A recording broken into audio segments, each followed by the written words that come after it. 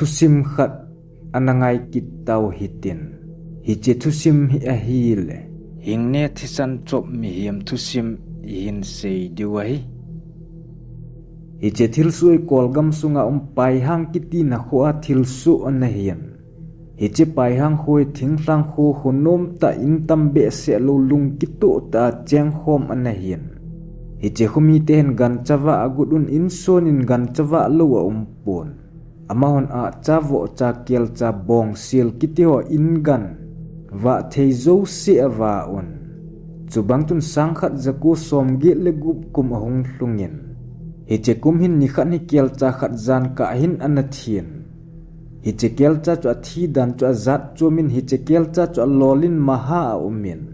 athisan ki chop bangin anakang tan athin alung ho se zong ana tapon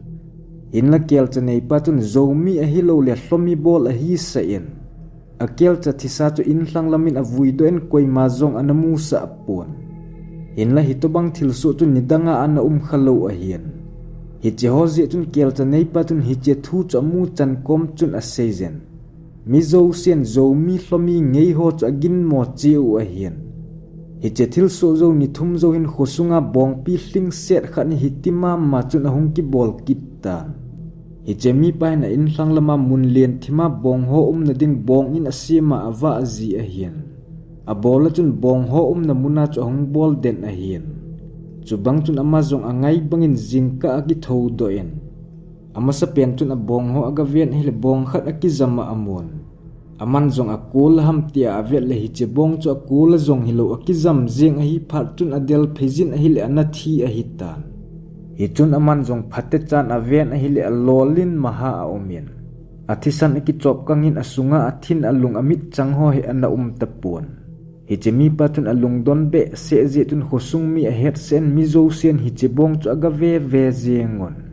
in la ngai bangin zo mi hlomi ho khut nung hidin khosung mi te chun ata asanon a in nei pa bong nei pa te in zong ata asanin hi je tun bong chu vui don kigin na ima de pon phat che bang tun khosung tun gan cha bit thei te pon ni khat su hile bong vo cha kel cha ho cha hung thi jingin a thi dan ho zong akibang chi zin thil su cha wal be se phat tun khosung ki ho na nei zon hititun zan se la gol hlang ho le upohon duty a povin a chan thojeng phat watun hitia gan cha ki tha cha hung tang tan phat che bang tun duty ki bol chu sakhat lam a hling tan lakhat zolam hin ni khat ni minu khat hin a in ko ma hon le asu thengin a chapa chapang kum gu mi bep chu tolin a chang sen a ki chemin anu tun a hon le za ki pat tun aga ho pi zingin in la chom khat zo hin a chapa hu sagin a ki chep gin a hlai le gin ho chu a zatapon he chun anun zong a chapa chu aga ven a hil ana tapon aman zong in sunga lut hin ti atin in sung aga holin hin la in sungin zong amu de pon hi che phatun invel se si a holin amulo phatun khosunga inzo si a holin alung agim che en khosung mi ho do le la koima amu kha pon anu aka thojeng phatun a he phachanin adel phejun hi che chapang cho holun khosunga koima amulo phatun ama ho in gallam gamla lam aga holun a hile in hlangu wahin hi che chapang pa cho athisan aga mudaun athi dan chu gan chaho ki tha dan to aki hi chom pon alolin maha umin athisan aki chop kangin a oi pi akiat ken athin alung ho zong ana tapon hi chi ho gu hilovin amit changjong aki kal doin aki bol na chu mi hiam te mit a vet ngam san a hi pon hi cheni a apa gaman na tonga chi a hian khosung pasal minin apa chu ga kovun hin la manin a thu cha sei pi ngam hlon pon hi zong le mi patun boina khat wang a hi ti chu aging mon ima dong tamlovin khosung lam chu hin del pin achapa din mun agamu achun apa chu pau tapon ati aki thingin ama na chempong asal doen gamla alamin a hlai jin hitin a season thila na hi ham hlomi na hi ham sahem na hi ham kachapa chunga na khan siat na hi keiman ka ngai dam loading na hi nakingap lehungin atin akitom tan Eche patun upaho le aloy agol hon alung ade dap na din azolun. Ama hon ipi hila long hi koi sot thei a hipon. Long vui do hitin hi chezo le iti pan la ding ham. kiho na nei zu hite tin agate mun chubang chun long chu koi sot thei hi lo zi in an vui do paizon long avui chai zu watun khosung kiho na nei paizon hi chene akipat chun sun le zanin khosung gol hlang ho le upo akihla on hi che khosung hin mi to bang lo pasal khada omen hi che mi pa million be se azong a hi pon ni khat suna duty ball ho pasal khat hin hi che mi pan khosung mi kel cha in ko ma ki hen khat mat ding anati pet aga sudoin aman zong amu til chun mingol a hi je chun iman agel pon ada hlan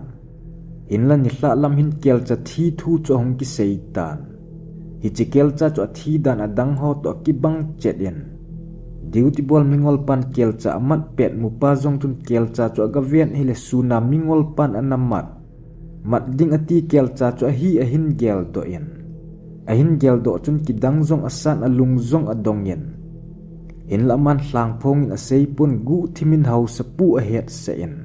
hau sapun zong thu a het chun gol hlang hon ni se le hi chemi pa cha vet hli diwin thu a pien in la khosung mi zo sen a hepun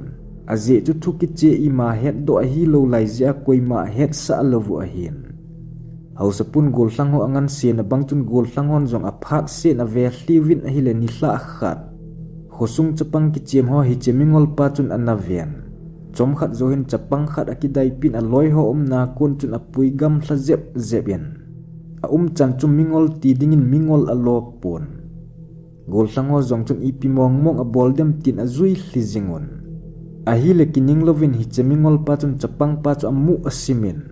hi chun a pomin khokeng lam chun a hlai pin hi che phat chun gol hlang ho chun anung chu adelun a hi la gandan chu hoilam asu ham a heman povin hin la ma hon zong a husaginu a za sa nom lo zi uwachun a thil mu ho le amasa duty ball pasal pan anamu ho ta a hi dan chu hausa pu komin agahludon thu ahong ki che phat chun hi chemi pa chu su ging lova mat ding ngai to na nezon